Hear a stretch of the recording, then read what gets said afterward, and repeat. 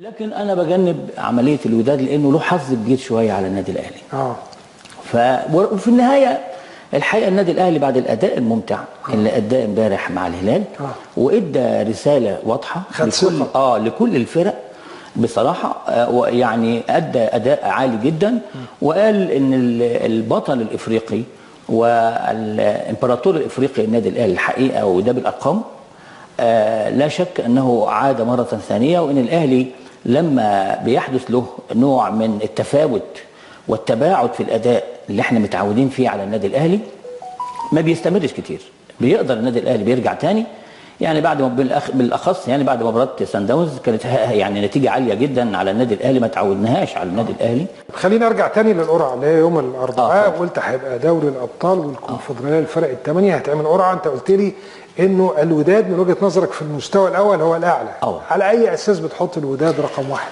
اولا الوداد الحقيقه موضوع مباراه امبارح لو كنت تابعتها. الحقيقه انا ما تابعتش المباراه لان كان في مباريات كتير جدا بتابعها لكن وكان شاغلني جدا. كسبوا القبائل 3-0 نادي الوداد الحقيقه خلال مباراتك اللي قبل كده. انا بعتبره يعني سان داونز والوداد والنادي الاهلي والترجي هم اقوى 4 فرق في افريقيا بمنتهى الامانه وبمنتهى الحياديه وبمنتهى الوضوح كمان عشان نبقى واضحين يعني.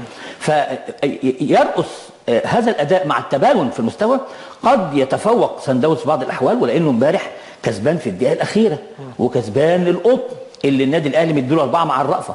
يعني المباريات برضو بتثبت ان مش في كل مباراه انا ثابت على مستوى لكن اللي ثابت على مستوى هو ده اللي بتكلم فيه بقى. الوداد ثابت على مستوى واحد.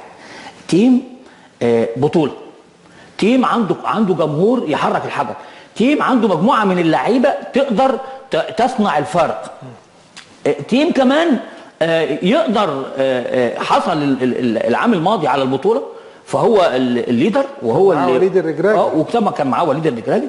فطبعا انا بقول ان الوداد تيم كبير. عارف مين مدرب الوداد دلوقتي ولا لا؟ لا جريدو. جريدو طبعا مدرب محترم ومدرب كويس لكن للاسف الشديد يعني ما نجحش في مصر قوي. لكن انا بقول ان الوداد تيم كبير وتيم ليه مكانته وتيم يقدر يعني يحرج النادي الاهلي. طيب بعديه اخترت انت الترجي ولا الرجاء؟ لا اخترت الترجي. تيم بطوله تيم بطوله وعنده مجموعه من اللعيبه تجال وحمد الهوني ومجموعه من اللعيبه برضه تيم بطوله. تيم يعني الهوني ومحمد علي محمد يعني وكوليبالي مجموعه من وامين توجاي سندباك طبعا مجموعه من اللعيبه بصراحه. بن شريفيه وبن شريفيه ده لعيب كبير جدا جدا. اللعيبه دي عياد تقدر تصنع هي الاخرى الفارق. لا ننظر الى مباراه الزمالك اللي كسبها هنا 3-1. هم كانوا في اقل مستوى ليهم في البطوله لكن هم تيم قوي وتيم قادر على انه هو ينافس على البطوله. طب امبارح اتعادلوا هم مع المباراه تحصيل حاصل ولم يكن هناك والتعادل يخليهم اول والتعادل يخليهم اول فماشي فما فيش مشكله. فما نقدرش نعمل قياس على التيم ده زي ما نقدرش نعمل قياس على سان داونز مع القطن. لا ما احنا قلنا سان داونز الاهلي سيتجنب. ده انا بقول يعني كمباراه. طيب الرجاء المجموعه اللي كانت موجوده من سنتين سفيان رحيمي وبين مالينجو ومحسن متولي الاستغناء عنهم فرق بالسلب ولغايه النهارده مش قادرين يرجعوا 100-100. يعني هم فريق مميز وخد اول مجموعه وكل حاجه لكن يعني انت بتقول ان هو طابع على الفوق في نزول لكن هو يعني يا دوبك محافظ على نفسه. المجموعه بتاعته ما كانتش قويه خلينا برضه نكون واضحين لكن هو بيفكرني مع الفرق في المستوى طبعا بليفربول.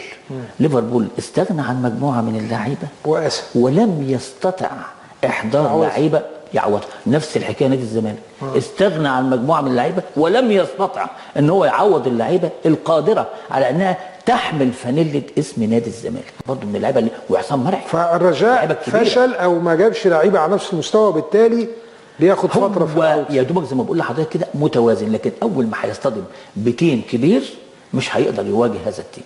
سان داونز قلت انا في البدايه ان عنده مشكله من خلال السنوات السابقه انه بيظهر في دوري المجموعات والادوار الاولى بمستوى غير عالي جدا. لما يخش بعد كده الادوار الاخرى خاصه لما القرعه بتطلعه مع فريق مغربي يعني بيخرج وبتلاقيه في مستوى مختلف.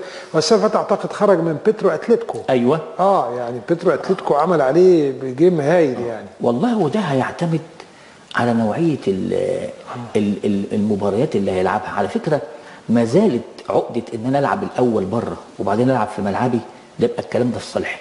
وعمليه ان العب الاول في ملعبي والعب بره، وخاصه في الانديه المصريه. طب لو قلنا ان الاهلي الاقوى في الفرق التصنيف الثاني في القبائل وسيمبا وبلوزداد، مين يجي بعديه؟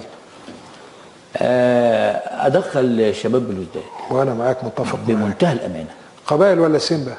لا القبائل. قبائل افضل. القبائل اللي قبل الاخير في الدوري الجزائري. ومع ذلك ما احنا عايزين برضو نتكلم في دي. ما تتفرج على التذبذب بتاع بايرن ميونخ في الدوري. شكله ايه بقى؟ برشلونه. طب شكله ايه في بطوله الانديه؟ ما خسرش ولا مباراه. ومشى المدرب وجي توخل. وده يعني طب مشيته ليه؟ قال لك تذبذب الاداء في الدوري، وبرغم انه مكسر الدنيا في بطوله الانديه الاوروبيه. فاذا البطوله اذا انا بقول لك ده مش مقياس ان انا بعيد في الدوري. كسب 4 فممكن ممكن ان انا اقرب توخل كسب 4 ابقى من المنافسين الجيدين على البطوله.